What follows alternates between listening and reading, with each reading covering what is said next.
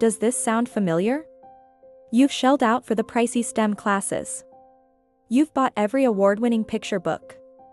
Your weekends are a blur of museums and library story times, all to give your child a head start. You are giving it your all.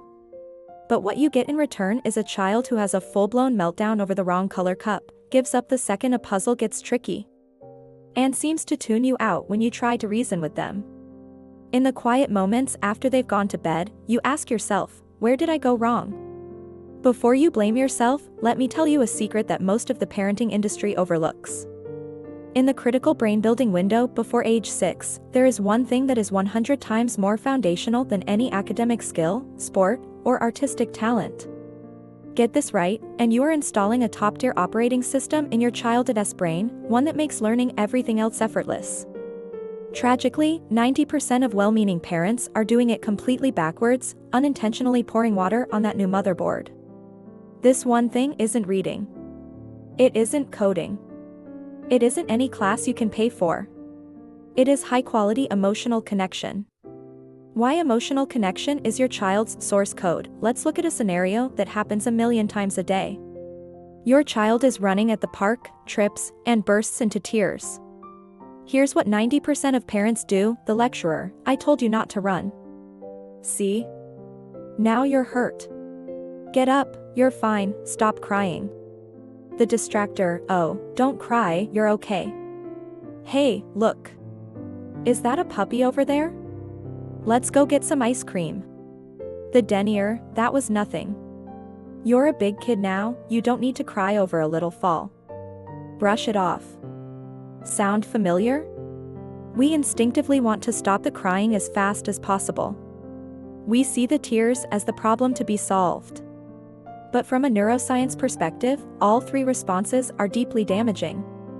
Before age 6, a child's emotion center, the amygdala, is fully developed and online.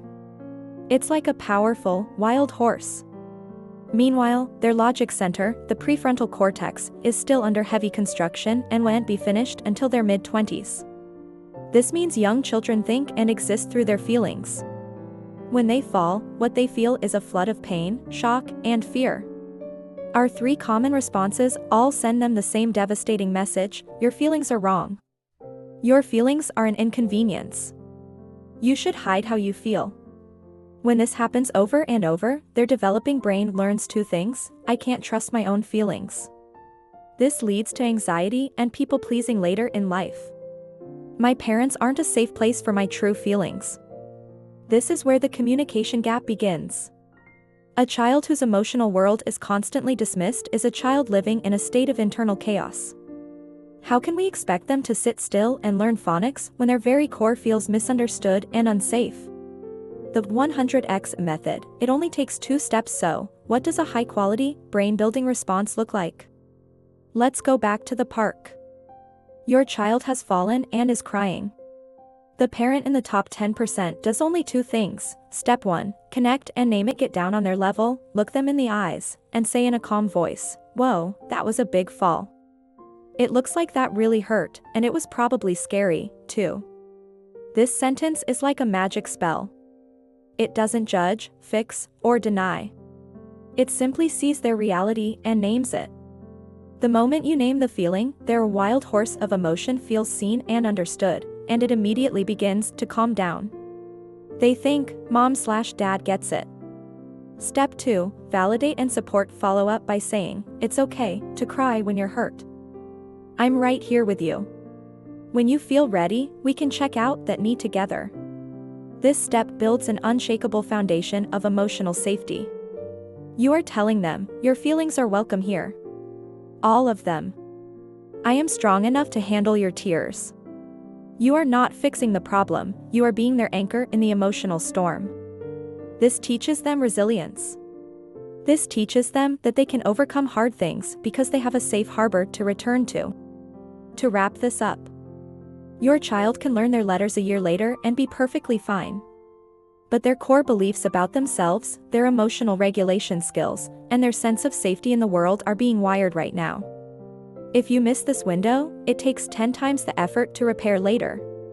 So stop investing all your energy in the visible achievements. Starting today, try to resist the urge to say, "You're fine, stop crying." Instead, get down on their level, offer a hug, and say the most powerful words they will ever hear. "I see that you are sad. I'm here." This simple shift is more valuable than 1,000 enrichment classes, because you are single-handedly writing the most important line of code in their entire life. I am seen. I am loved. I matter. So if that sounds helpful, take a second right now and hit that subscribe button. You really don't have to figure this all out alone.